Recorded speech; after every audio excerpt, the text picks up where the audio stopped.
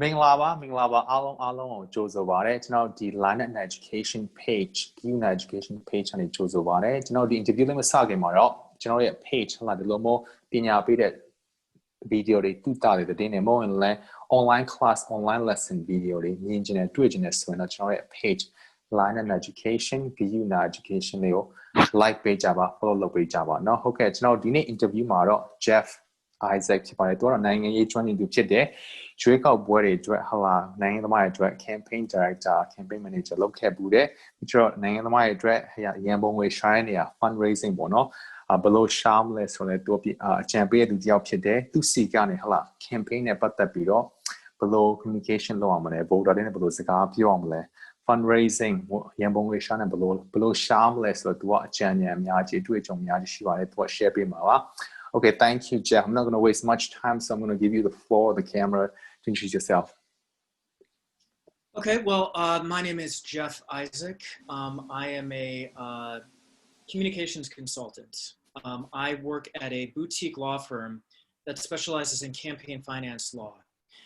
And I assist the firm's clientele, which consists of political action committees, candidates for office, and politicians currently in office that are running for re-election with their communication strategies to assist with fundraising and to assist with their just election strategy overall.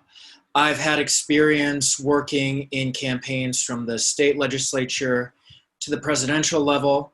I've worked on Capitol Hill, I've worked in the private sector, so I've seen all the different political arenas, if you will, or most of them. From campaigning to harvesting voter data and then utilizing that to communications. And yeah, that's a pretty quick synopsis of my career and where I'm at right now.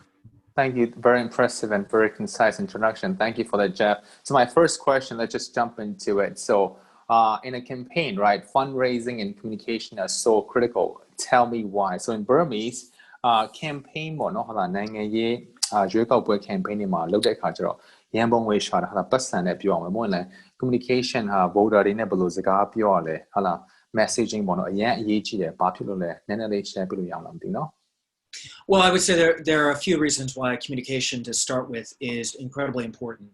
Because in a campaign, especially in a closely divided country like the United States, you're trying to motivate or persuade a very narrow subset of voters. So there are really two groups that campaigns like to go after. There are so-called soft voters, people that tend to agree with you but don't go out and vote in elections. Mm-hmm. And then there are also a narrower sliver of persuadable or movable voters, mm-hmm. Undecided voters in layman's terms. And those are the people that, could go either way. They could, in this election cycle, that means they could vote for Donald Trump or they could vote for Joe Biden. It'll just, mm-hmm. Come down to different factors that matter most to them. Mm-hmm. And so you want to find those voters and you want to reach out to them with a message that resonates with them. And that's where voter data comes in. That's why that's so critical and mm-hmm. really what campaigns are all about now. You want to find out what message or what issues resonate most or what are most important to the voters that you're trying to reach. And then you want to connect with them on those issues that matter to them. And so being able to articulate that message is it's absolutely vital. That's the difference, between winning an election and not winning an election. And a lot of it just comes down to not only having the right communications or the right messaging, but also logistics, being able to efficiently reach those voters. Fundraising is another critical component because in a national election or in a statewide election even, you need to have money to get your message out. A big battleground state like Florida has 10 major television markets. Wow. And each one, it costs a substantial amount of money to get your advertisements out on the air, mm-hmm. To reach, large amounts of voters. Mm-hmm. And so to do that, I deal primarily with low income, or not low income, I shouldn't say that, but small donations, small donors, mm-hmm. small level donors. And so to reach out to them, I use available data that's been collected by various organizations to send out emails. And there are tried and true methods as far as getting people to click on emails and getting people to engage with emails. There are tried and true strategies to just getting people to donate. Ways that behavioral psychologists have analyzed even. And so using those, I'm able to, generate revenue for candidates so that they can get their message out in a way that resonates with voters. That's awesome. I think you're already getting into it, like, getting the right message, like, how do you construct it? I mean, I have so many questions about that, and I'll be asking you later. But my next question right now is, what do you tell your client, politicians, when it comes to formalizing or creating that effective, communication strategy or getting that message out and convincing the voters to vote your way or, just to vote sometime, right? So if you could give us, some really concrete bullet points, you're already getting into it a little bit, but so in Burmese, နိုင်ငံသမားတွေကိုအကြံပေးတဲ့ခါကြပေါ့နော်နိုင်ငံသမားတွေပါတီတွေအကြံပေးတဲ့ခါကျသူတို့ပြောချင်သူတို့ရဲ့ message ကိုဟုတ်လား voter တွေနားလည်အောင်လက်ခံနိုင်အောင်ဟုတ်လားဘယ်လိုအကြံပေးလဲ Right. So it's incredibly important to objectively analyze what your strengths and weaknesses are. So what are your strengths versus your opponent's strengths? And looking at those in a straightforward and honest way. And then saying, okay, well, how could my opponent, use my weaknesses against me? You have to be able to be prepared to answer anything that might come up. Because with campaigns, I look at it a lot like a military strategy. No military strategy survives first contact with the enemy. And it's the same way with political campaigns. Things don't go according to plan. So it's important to be prepared for every possible eventuality. The other thing that's really critical regarding communication strategy is identifying what issues at the local level are important to voters that you're trying to reach. So obviously there are national issues that motivate people and that provoke a visceral reaction. But at the local level, there might be other issues that, might motivate soft voters, might motivate those low propensity voters that, I like this guy, I like what they're saying, but, I just don't vote because I don't really see why my vote makes a difference. You want to get those people motivated to show up at the polls or to mail in a ballot, as will be the case in this election cycle. Thank you. You hit so many points out there. It's a process, like you say. You can't win in the first battle, like to use like a battle term, and also obviously you have to be prepared for so many different things that might go anyway. So that's so important.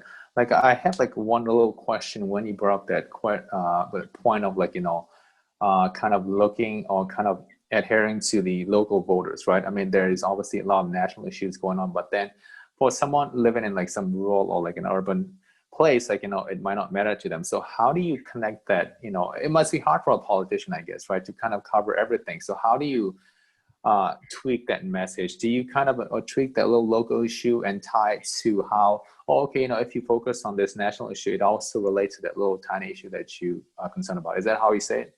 Yeah. So one thing that whether you love him or hate him, one thing that President Trump did in 2016 where he was able to turn culturally conservative Democrats, these, blue-collar Democrats, we call them here in the United States Reagan Democrats, people that voted for Ronald Reagan but then are big union supporters. He was able to turn a lot of those people who had voted for Barack Obama twice into Trump supporters in 2016 by connecting with them on the issue of trade.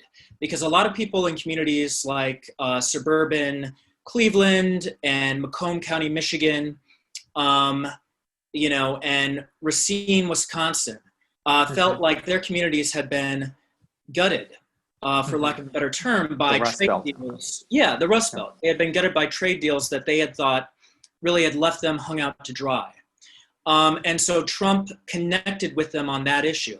Now, that wasn't an issue that connected with or resonated with everybody across the country, but it did in those states. And, those were states that Trump won, and he won them very narrowly, but he still won them. So even though Hillary Clinton won on election day, won the popular vote, she could have won California by 10 million votes. She won California by 2 million votes, but ultimately that didn't matter because in the United States, the cold reality is that presidential elections are not a popularity contest. They come down to the Electoral College. And that's the way the Constitution has it set up right now. And that's the way it will continue to be unless, there's a new amendment to the Constitution. So, by doing that, whether that was really a conscious strategy or not, just by doing that and sticking to that message, Trump was able to turn out enough people that historically supported Democrats but were receptive to his message in Pennsylvania, in Michigan, in Wisconsin, that he won those states. And that's the reason why he won the election. So that's an example of why that is important, and also how you can utilize that at a national level. That's interesting. I mean, it's a good example, but also I think, that whole issue of how manufacturing has an escape, I think in the United States is also a national issue. And then, obviously he tied it into something that would resonate with the locals out there in Wisconsin and Michigan as well. So of course, that's one good example. Thank you for that. So my next question is, so money, obviously, you brought up, or we brought up earlier, it plays a big role in campaign. Sure. So what's your take on campaign finance laws, right? What's your comment on just campaign finance that has become very, very expensive? You just mentioned Florida, you have to pay that 10 different TV station. I don't think it's cheap, to run ads these days. So is there any solution to that problem? And is it healthy for democracy? So in Burmese election campaign မှာငွေကုန်ကြအဓိက US မှာပေါ့နော်တော်တော်များတယ်ဒီတော့အားလုံးအတွက်အဆင်ပြေပေါ့နော်ဒါဒီတော့ဒီမိုကရေစီအတွက်ဒါကောင်းလာပေါ့နော်ဒီစစ်မှန်တဲ့ဒီမိုကရေစီဖြစ်ပေါ်လာပေါ့ဒီလိုပတ်စံအများကြီးကုန်ရတယ်ဆိုတာကောင်းလား I'll be honest, I don't think it's ideal. I really don't. I will say though that I have been affiliated with campaigns at a more local level, at the congressional level, where you can win even with a huge fundraising disparity. And you do that through your ground game. By ground game, I mean get out the vote effort. So it's how you make voter contacts by doing targeted door knocking or phone calls. There's a very famous study by Green and Gerber, I believe, who are two behavioral psychologists from Yale University. And they measured the most effective ways to persuade so-called movable voters, people that are undecided that could go either way in an election. And the most effective way to do that is by knocking on their door and talking to them. Now, admittedly, it's extremely time-consuming, but if you have the volunteer staff to do that, you absolutely should. There's just no better way to reach out to people. So at the congressional level, you can still fight that that income disparity, if you will, between campaigns, and it can be overcome. At the presidential level, you can't. The reality is you have to raise $500 million just to be competitive. You really have to raise in the billions now. And so you've got to be you've obviously got to win your party's nomination, and then you have the full backing of your party and all the money that the party's fundraising apparatus can raise. And it's not an ideal situation. I don't see there being a way to change that. There was a Supreme Court ruling a few years back where it Citizens United, it further enabled that process. But, I will say that, the thing that I think might be a silver lining, let me put it that way. It might be a silver lining for people who feel discouraged by the reality of money in politics today. And I think the silver lining is this, that the party establishment in both the Republican and Democratic parties doesn't have, it still has a firm grip, but it doesn't have the stranglehold that it once did. You know, there are people who 15 years ago wouldn't have had a shot at winning the nomination on the Democratic side, who came very, very close. Bernie Sanders, you know. Really, it wasn't until the party establishment all coalesced around Joe Biden because they were afraid he was going to lose, and they were terrified that Sanders wasn't electable in a general election. So they all coalesced around Biden. But until they did that in South Carolina, it looked like that Bernie might win. And so, you know, there is a blowback. And that's something that you see in democracies. You know, it's like a pendulum that swings back and forth. You know, it usually goes from one direction, or I mean, that's the definition of a pendulum, from one direction to the next. So I think you're starting to see that. That's a good point. You know, especially with, I think I've read it somewhere that for at least for like Bernie's donors, like it's like those little donors, like small donors, like it's a huge part of his campaign finance. Like, you know, it's that little like $10, $20, you know, right? I think is that what you're talking about? Like, you know, like just anybody could chip in, like, you know, and it's a support from that majority that, you know, gives in a little bit, tiny bit, not just like a major donor. Is that what you're referring to? Absolutely. Okay. And, you know, absolutely. And to be honest, you see that with the Trump campaign as well. Okay. You really do. I mean, there are obviously mega donors. There are the Tom Steyers, who also ran for president in 2020 on the Democratic side. And there are people like Sheldon Adelson on the Republican side who just have tens of millions of dollars or more that they'll give, you know, in every election cycle. But you have people, you know, that are, you know, contributing $25, $50, $100, you know, and you have people doing that on a large enough scale, and it does, you know, make a noticeable impact. Exactly. So I think we're almost kind of going in a way. It's sometimes, okay, the money is important. I think you need money everywhere. But again, where does that money come from? I think that should get some attention because that's important. And that might save democracy in some way. Right. Thank you. That was a very informative response. Thank you for that, Jeff. So my next question is, what is the most effective way to raise money for politicians in the US, you know, at least from your experience? So in Burmese, နိုင်ငံသမားတွေအတွက်ပေါ့နော်ဟိုလို politician တွေအတွက်အထီးရောက်ဆုံးရန်ပုံငွေရှာနည်းရဘာဖြစ်မလဲ You know, I deal primarily with small level donations. So the most effective way to reach out to those people is through email campaigns. And, you know, campaigns, I think I mentioned this briefly earlier, they're all about voter data these days. You know, Barack Obama actually showed that in 2012. Mitt Romney on election day won independent voters, albeit by a narrow margin, but he still won them.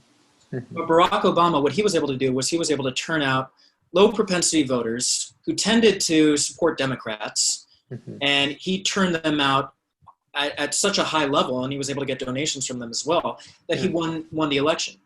And so he reached out to them. He you know, they got their data through Facebook and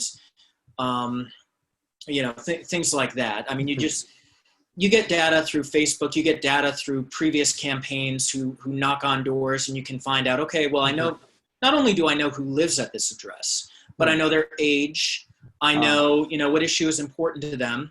You know, if it's gun rights, if it's abortion, if it's, you know, income inequality, you know, you know the biggest issues that are important to them. You also know nowadays, if you have the data, you know, who they've donated to. So using all of that, you're able to curate a pretty good list. And if you know the psychology behind what gets people to donate money, you can craft a message that'll get good results. And so that's really what you do. And you just churn those out. And you really want to create a sense of urgency. Really, the interesting thing is, if you look at fundraising emails, whether it's the DNC or the RNC, the subject line to the emails is remarkably similar. And you know, the contents outside of, you know, the policy points, you know, it's pretty similar too. And so that's really the key right there. It's just making sure that you have the right data and, you know, that you've got a message that persuades people. That's very interesting. It almost sounds like a sales pitch, right? Like Oh, you totally. give them Totally. a sense of urgency. Like, I think, obviously like you need a little hook or like a little introduction, like which you say like you could get it out of that whole database. So like it gives you like a step ahead, like you prepare yourself, and then at least use that like to introduce yourself, and then just hit the right note, I guess. Right? Would you agree? Totally, totally. In fact, you look at like these subject lines, and it's clickbait, is what it looks like. You're wanting people to click on the link, and then you immediately want to hook them within the first few seconds. Give them a reason why they need to donate. Why it's worth their time, but not only that, why it makes a difference. So you just want to hook people right away. Oh, definitely. I mean, if I may ask, like, if you could share, I guess, again, do you use social media, Facebook a lot? Like, do you use, do you buy ads, like, to target those groups sometimes as a?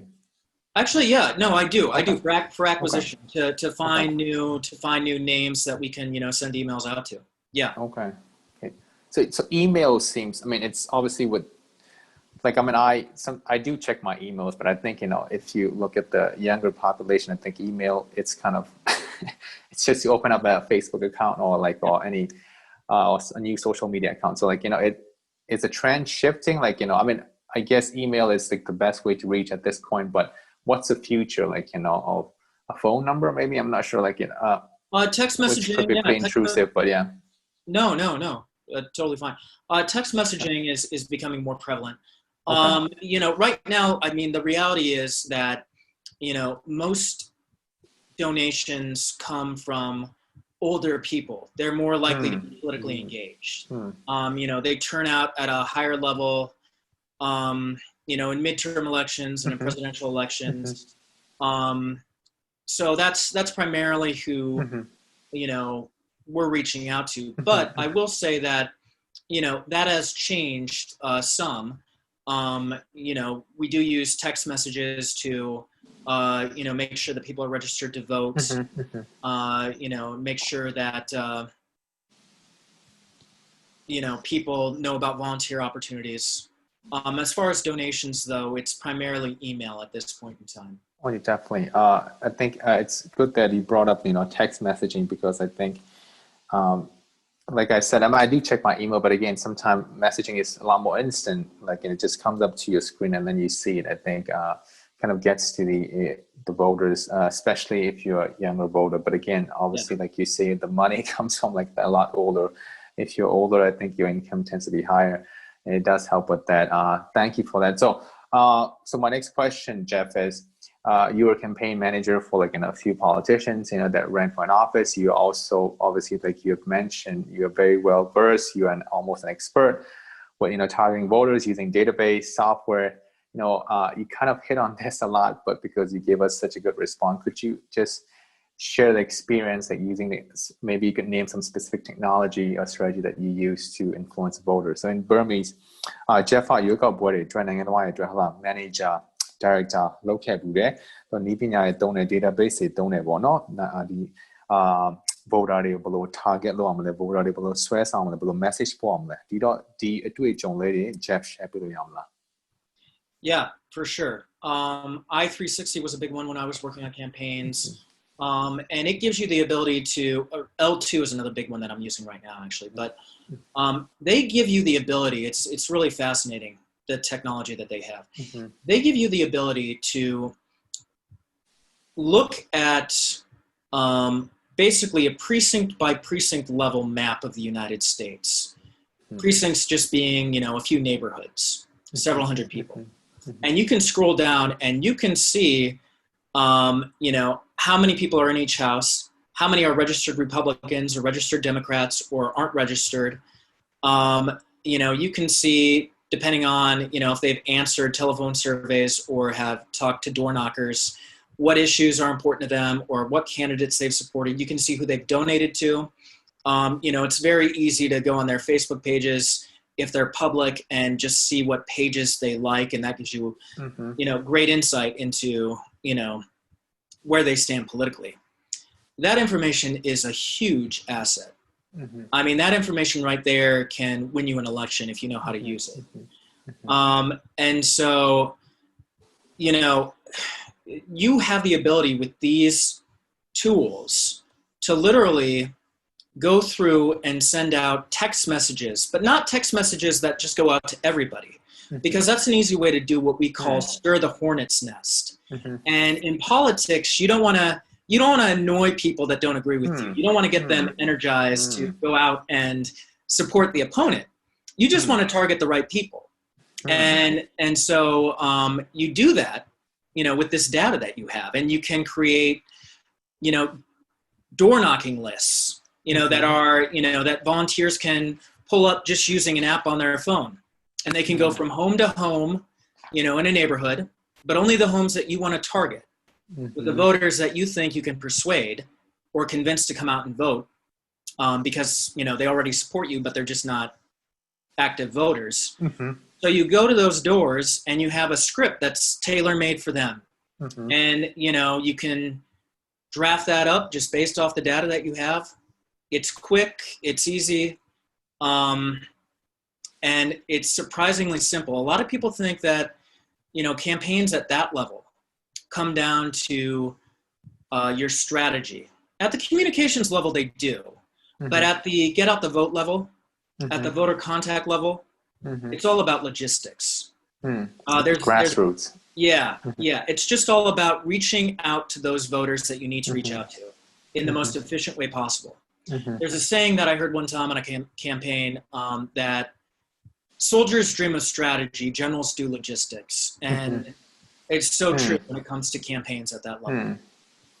It's so important, I think, and I just want to kind of reiterate the point that you mentioned earlier, because sometimes if something shows up on your social media, like, you know, totally out of your context or out of your liking or your political taste, I think it definitely annoys you. And I think it, like you say, it might even anger you to be like, it might be counterproductive, right? So you want to be very careful, like where do you go and what message to send to whom. I think that's so important, because I think just like blanket message, I don't think it's going to work, but it's just targeting is so important, because I myself have seen it. Why is it showing up on my page? Like sometimes I question.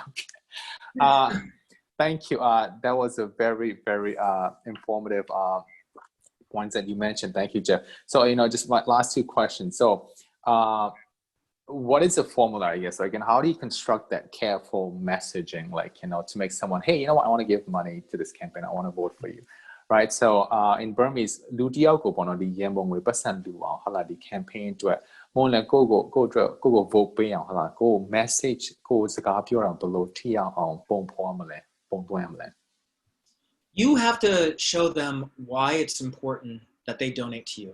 Okay, why this election matters. You have to give them a sense of urgency, and then you have to make what's called a call to action. Okay, you know, this is really important. You need to do this. Here's why. Here's what I need you to do. And you can't beat around the bush. You can't be like, well, you know, I'd really like it if you know, donated maybe like $20 or you just have to go all out. You know, you have to say, you know, start off with as much as you know, possible. And, you know, it's a little bit, you know, it's just funny. But it works. And that's the reality. And I would say that the biggest thing is making sure you psychologically connect with people. And this is something that I was able to figure out really early on in campaigns when I was just focused on mobilizing volunteers. That was some of the earliest stuff I did. And, you know, I would create a spreadsheet, you know, and, you know, figure out, okay, what motivates these volunteers? What issues, you know, are they really passionate about? And, you know, why are they doing this? Are they concerned about the direction of this country? Are they worried about their kids' future? Are they frustrated because they feel like they're being taxed too much? Or are they frustrated because they feel like, you know, healthcare policy is insufficient? You know, once you find that out, you know, you just want to create a concise and punchy message that hooks their attention, that makes it seem like, okay, I need to do this. And this is why I need to do this. And it's just a pretty simple formula, but simple doesn't necessarily mean that it's easy to articulate. You know, there's a lot of trial and error when I was first doing this. I would draft up things and, you know, it came across a little bit too wordy or, you know, academic. You really just want to connect with people at a gut level. And Definitely. It's been, you know, once you're able to figure that out, it can be extremely effective. Definitely. It feels like it almost comes down to that interpersonal, you know, skills, like being able to relate to them, like, you know, just like, you know, it just comes down to, I think, human emotion, I think, you know, to have a little empathy, right? It's not always about that message, but okay, how can you connect with that person? It's so important. Thank you. So my last question is, so for the politicians, you know, who may not have the resource, I mean, I think you kind of mentioned it, you know, saying that grassroots is so important. I guess that may be the answer, but I'll just ask you the question, you know, for someone who doesn't have that resource, the infrastructure, like the technology, like the database, right? How do you go about fundraising, you know, and or getting to the voters? And so what is your advice for them? So in Burmese, US မှာတော့ database တွေဟာလား software တွေဟာလားနည်းပညာအများကြီးသုံးကြတယ်ပေါ့နော်ပတ်စံတွေလည်းရှိကြတယ်ဒါပေမဲ့ဒီလိုမျိုးနည်းပညာသိမ့်မရှိတဲ့နေရာငွေကြေးအပြည့်စုံမရှိတဲ့နေရာမှာဟာလားဘလို့fundraising လုပ်တဲ့အခါကျတော့ဟာလား voter တွေကိုဟာလားနဲ့စကားပြောတဲ့အခါ campaign လုပ်တဲ့အခါဘာနည်းလမ်းကအကောင်းဆုံးလဲပေါ့နော် My advice to them would be to reach out to as many people as they can find on social media that are local grassroots influencers and befriend them. And then through those people's, you know, networks, political networks, you have a potentially very large pool of dedicated volunteers. You know, you obviously have to sell yourself to them. You have to say like, hey, this is why I'm the candidate, you know, that you should be supporting. So you have to have charisma, you have to be persuasive. But if you can do that, you can have access to a potentially large pool of supportive voters. Then I would reach out to as many past campaigns as possible. And, you know, if you have the party's backing, if you have the Republican or Democrats backing, reach out to the RNC, reach out to the DNC, and get the list that they have. So you're not just, you don't want to be knocking on every door. But you want to knock on the right doors. And so, you know, you want to get that information and you want to utilize it as quickly as possible. Now, if you don't have any money, you can still win. There was an election in 2014. There was a primary election in Virginia where a seminary professor, Dave Bratt, beat the House Republican majority whip, one of the highest ranking positions in Congress. It was the first time majority whip had been defeated in a primary since that position was created in the 19th century. Wow. And yeah, Dave Bratt beat Eric Cantor was the guy's name. And he was... Oh, yes. I remember that. Yeah. He was seen as somebody who was going to one day be Speaker of the House. Yes. And he lost, but he spent more money at one fundraising gala at a DC steakhouse than his opponent spent. Wow. The entire primary campaign. But the opponent won because he had literally hundreds of volunteers with, you know, backed up by, you know, excellent data that they got through wonderful technology. You know, they were able to just, you know, go out and they were knocking night and day on these doors and they were able to, you know, come out with this message that resonated with those conservative voters in that district. You know, it was like at the height of the Tea Party wave. Yes. And so they were connecting with them, like saying, you know, why Washington, you know, why the Republicans in Washington, D.C. didn't have your best interests at heart, why this guy, you know, why this Eric Cantor guy, you know, was just a part of the kind of ruling class establishment. And, you know, it's interesting because if you agree with that message or not, it's become a common refrain or rallying cry on both the left and the right. I mean, it's that's kind of part of Bernie Sanders' appeal. You know, he's like, I'm not like these, you know, establishment types. And that's why, you know, I mean, you know, that's why he got support from people like AOC, who, you know, clearly, you know, favors him over Joe Biden. But yeah, I mean, I would say that those are the big things. Now, at the statewide level, you do need a donor network. there's just no way around that. That's just the unfortunate reality that we're in. Mm-hmm. So if you don't have that, if you're not able to fundraise from people, you know, you're going to have a hard time. In fact, I would say it's almost certain that you're going to lose. And a lot of candidates, first-time candidates, go into it saying like, well, you know, my buddies from college, they're going to donate to me. You know, my old, you know, neighbor said he's going to make a $10,000 donation. You know, until you have that money in the bank, you know, you can't really rely on anybody. And a lot of times people like to overpromise and underdeliver. Well, you know, and it's not that they intentionally do that or anything, but, you know, it's hard to say that, okay, I'm going to give you this money. That's true. It's just very hard, especially when you're talking about thousands of dollars. So you really need to have a good donor network. At the local level, you can overcome those things. And if you then want to run at the statewide level, if you get elected at the local level, or if you make a big enough splash, you know, you can potentially do that. But you really need to start at a lower level, not lower in a bad way, just, you know, at a local level is what I mean by that. You need to start at, you know, a smaller scale if you don't have a donor network before you're able to move on. Definitely. Those are some really inspiring examples. I think you brought up some really good examples, some really good points. I'm just trying to think of in the context of Burma, like, you know, you obviously like grassroots, that's something that they could do. It's so important, just knocking on doors.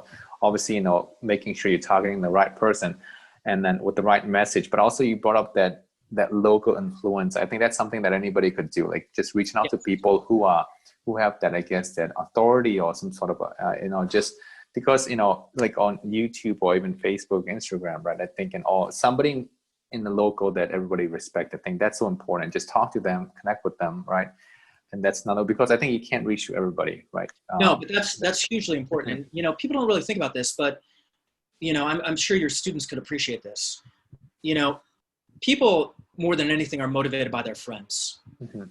You know, if your friends have, you know, some new shoes that you like, you know, the odds that you're going to buy a similar pair, you know, go up exponentially.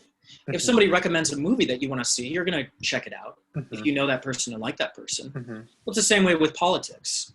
You know, people aren't moved necessarily by these big, lofty political discussions as much as we might like to believe on the left and right. Campaigns aren't won through philosophical arguments. They're won through passion and persuasion. And that's just the reality. So if you're able to connect with somebody on that level, you can win them over. And, you know, that is something that anybody can do. You're absolutely right. That's just a follow-up on that. Do you think that's concerning because everything's so emotional driven? Like, you know, obviously, especially in this day and age in American politics, I think, would you like to push for that much more logical, concrete, okay, let's just look at the policy. But again, I think as a human, like, you know, you tend to be driven by emotion. You know, I get that. But again, is that concerning that we're drifting that way instead of, hey, looking at something a little more logical and like just looking at the issue and policy? Yeah, you know, it's interesting because I would say that we've always been that way. I just think that's part of human nature. I don't think that's changed. We might be more aware of it right now. We probably are because, you know, we can access news to the most minute detail at any moment of the day, you know, on our phones or, you know, watches. And so, you know, we have the ability to see things that, you know, just make us go, oh my God, what are they doing? You know, in a way that people, even a generation ago, couldn't have imagined. So, you know, no, that can be frustrating for sure. But I think it's important to note that it has always been that way. And on top of that, you know, for a lot of people, in fact, I would say for most people, you know, you need to tie the two together. You know, there's the emotional, the urgency, the kind of gut reaction, but then also there's, you know, policy. I mean, people, you know, sure, some of them will, you know, just be motivated alone by persuasion at the emotional level, but, you know, a lot more are also motivated by, you know, political points or, you know, logical points, and they'll weigh the two against one another because, you know, it might not seem this way because we live in such a hyper-partisan age. It's such a hyper-partisan age. And it is unfortunate because, really, it's difficult to have conversations with people that you disagree with. People just imagine the worst in other people because they don't like or they hate the person that person's party represents. But that doesn't necessarily mean that the person who supports that person is a bad person. In fact, I would say the vast majority of the time that's not true. Of course, there are, examples to the contrary. But speaking as a generalization, I would say that's not the case. But I think, most people actually, they're not exclusively Republican or Democrat on political issues. You may have people that are very, very fiscally conservative and believe in a very limited role in, government intervention in different facets of our life, but at the same time are socially moderate or even socially liberal. You may have big union voters, kind of your archetype Trump supporter that was a Reagan Democrat in Michigan, big longtime union voter that then voted for Trump in no small part because of the trade, talking points, that he had, but also because of the fact that, a lot of those people are culturally conservative. They just might, some of the, issues that have arisen on the cultural front in the last decade just don't resonate with them the way they do with younger voters, like people in our generation, obviously. So I think that's important to note, and I think sorry, I'm losing my train of thought a little bit. Oh, it's fine. Yeah, well, I would say you definitely let me help you summarize what you're trying to say. I think obviously to balance both, I think you're right. There's a little bit of silver lining, to borrow your words, that people aren't entirely emotional driven or entirely policy driven. I think people do try to balance. I think I would say in this day and age where information is available so easily, hoping that they are still looking and doing their homework and doing their research. I think, and most of them are doing that. I think, and there is a message or there's an urgency. I think, I do hear talking points, like people talking about debating how the needs for that. Just at least, I was just listening to, I think, Jack Dorsey, the Twitter. Yeah. He said, he was thinking about, hey, why not make sure, like, when somebody's trying to repost something, or did you actually read the article, or did you actually watch the whole video? If they just do that, like, that's one simple task. Read, what you're about to post, like, do a little research that, that within your own limitation, that would help, right? Yes. Well, I think yes. It's always important to challenge yourself. And honestly, if you believe a certain thing and you challenge yourself, it just strengthens, either your level of confidence or it causes you to reevaluate. I mean, those are the only two things that come of it. The problem, I think, right now is that we become so tribal in our politics that it's like we're part of a football team, and we want to kick the other team. Yeah, we just want to kick the other team's butt.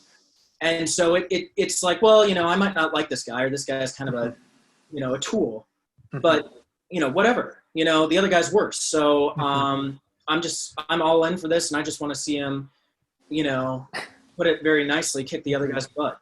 But that's, that doesn't make for the best outcome always. And I think it's important that we remember that. And that's not something that's limited to one side or the other. Definitely. At least I think, we are talking about it. We are self-conscious. I think that's a good thing, right? That we can be pretty troublesome sometimes. That group mentality, which isn't always healthy, unless you're in sports team. Okay, just go root for a team. That's great, right? So your final thoughts, Jeff, you probably have so many stories, like, funny, inspiring. Or any inspirational, story, whatever you want to say, your final thoughts, your takeaway. Yeah. I would say, it's interesting because there have been a lot more, actually, believe it or not, divisive periods in American history.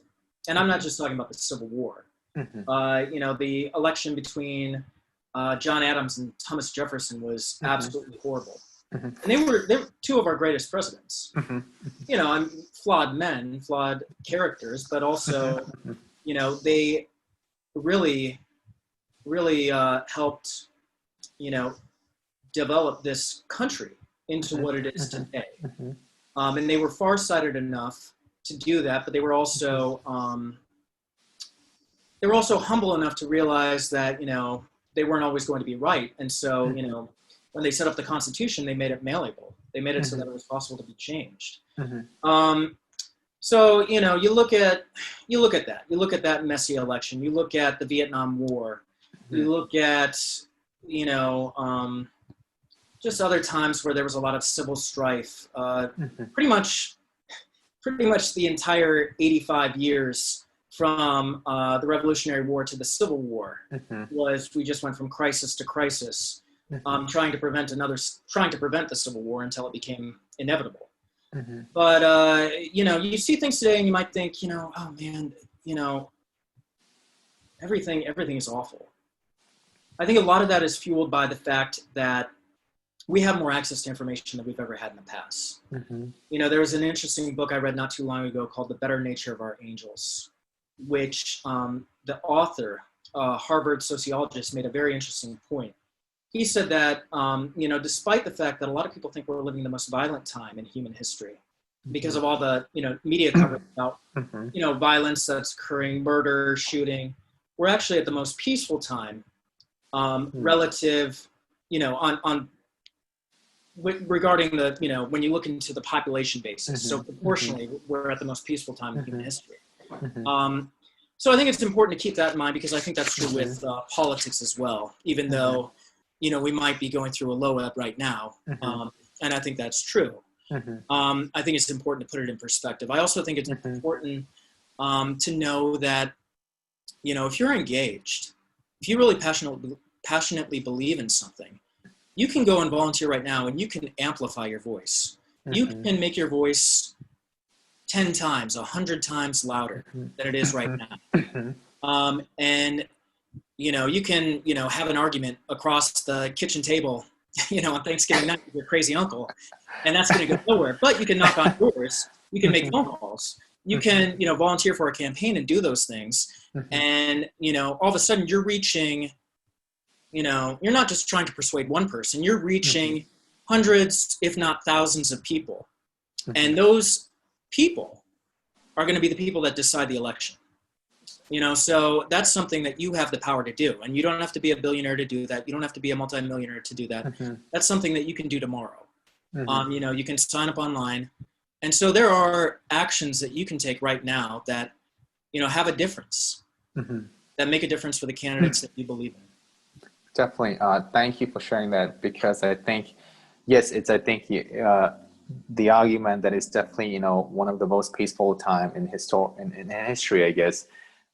Maybe partly because of that, I think we like to amplify those little minor differences and then really, you know, get a little too overwhelmed with those. But again, we tend to forget, you know, just if you look at the history, I think this is definitely, you know, one of the best time that, you know, in human history for sure. And like you said, at the same time, it's also a time when everything, you know, where you can be more active, you know, in much more efficient way, you know, using your phone, like, you know, there's everything that you could ever dream of, like, you know, it's out there and you can use it in a much more efficient way. I was just interviewing Alex, you remember, like from Loris last week. I mean, he just mentioned that this phone, like you can do so much with it, but then we watch cat videos and fight with people and argue with people online. So I think, you know, we definitely have to think of a way to make, you know, to make use of this time, which you just said, it's definitely, I think, you know, undoubtedly one of the, you know, most peaceful time. Not to say that we shouldn't, you know, progress and, like, you know, work towards, you know, a better life or a better future for sure. Thank you so much. Like I said, you know, I know you're a busy person, especially at this time as the election is getting closer. You know, giving us that, you know, giving me this, you know, 1 hour long interview, you know, squeezing your time in. Really, really appreciate that. You know, I sincerely want to thank you. And I know that this will benefit a lot of people. You mentioned great points. I learned so much today, and I'm really hoping, looking forward to this video being posted and, you know, people watching it. So thank you.